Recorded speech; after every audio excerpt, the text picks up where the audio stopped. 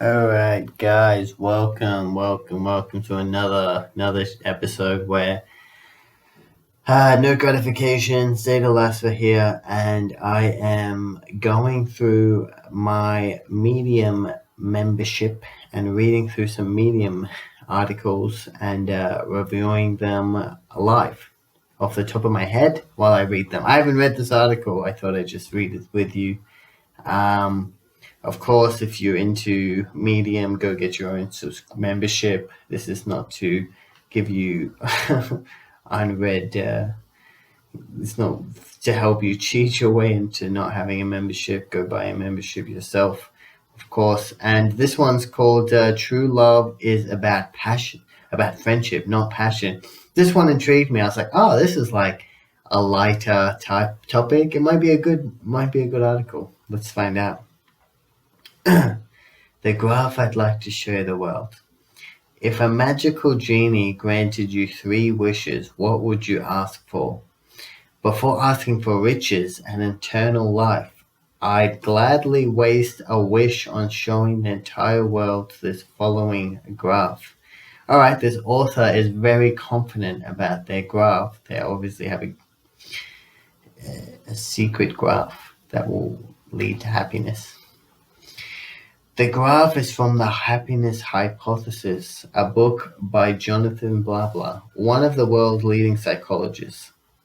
And it makes one simple statement: friendship, not passion, is the basis of true, lasting love. If any romantic relationships, there are 2 kinds of love. There's passionate love and there's companionship love. Passionate love is the emotional roller coaster. It's the drug, the adrenaline, the butterflies in your stomach. We've all felt it. We saw them. We couldn't take our eyes off them. Every second felt magical. We never wanted to let them go. We thought we'd never have to eat again. We wished each other each kiss would last forever. Of course, none of it ever does. Humans are creatures of habit. We get used to even the greatest of pleasures. And so in life, in this graph, romance peaks early and then faces a steep, long way downhill. Okay, so what happened is this guy had a relationship and was great at the start, passionate, like everybody's relationship, passionate, lots of kissing, touching. But now his relationship doesn't have that. And he's concluded, why do I feel like I don't have the love of lust with my wife? I don't want to kiss her anymore. It's because love, compassionate love, the friendship love is the best love. Indeed, this graph, blah, blah, blah, 60 years, romance may flicker, but it never goes out completely. Instead, it turns into a slow, steady burn. But not eating for days, maybe it's good to not repeat that too often. Companionship love is the bond that never breaks. It trusts, comfort, care, the backup that will always be there when you need it. Companionship love is the commitment that makes true love last. I love to say that we've all felt this too, but a lot of us haven't, at least not in our romantic relationships. I know I didn't for years. I hope you have a childhood best friend, a father you love, a brother or sister who loves you like a daughter. This is true friendship. This is companionship love. So this guy's saying that this, at least in not, he's saying this doesn't happen in our companionship relationships. I'm just wondering, does this guy have like a wife? Like what happened? He had a wife, and I think it didn't work out. Maybe it was good at the start, it didn't work out. They got divorced, and he's like, you know what? That's not love. Love is friendship love. When you have a best friend, that's love. Companion love is the opposite of its passionate sibling. It takes a long time to form. It builds slowly but steadily. Okay, it's harder to remember all this. No one wants to think. Looks don't last. Friendships do. This person has invested all their effort into friendship.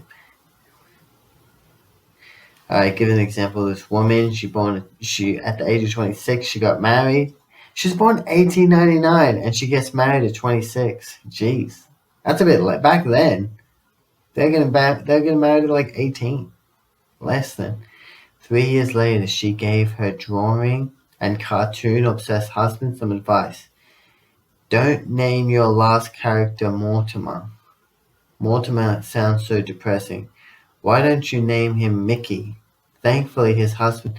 So she helped him get invent Mickey Mouse. Wow.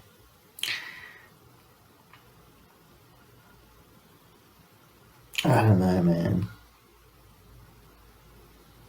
I spent most of my life on the losing side of this graph for various reasons, but I'm glad they do it again and again. This guy accumulated some pain over his life from love. He didn't get the love he was after. True love is about friendship, not passion. I'm not sure though. Yeah. Let's have a look at this guy, Nicholas Ngoki. I don't know, man. 5,000, 4,000 claps. All right, let's break this down. This is what I think what happened. This is my perspective on love. Let me go through two perspectives. The perspective of this man and how he came to this conclusion of companionship love, and my own perspective. What happened? See what happened? Everyone has like a will to love in their heart. Everyone has the desire for love. It's like a pre-built, just needs to be filled desire. It's almost like it's not like a need like food, like where we need to eat food, and if we don't eat food, we die. But we do have a need for love, and almost like our soul dies if we don't have it. So what happens is, especially in the society, people go through and try to get love, but what usually happens is that most people are more focused on gratification and pleasure that the love that they actually accumulate pain from love. So you easily choose between gratification or love. Like you can't have both, So, some people, a lot of men, they prioritize sexual gratification over love. And what happens is that they will just get in a relationship with a woman for the sexual gratification.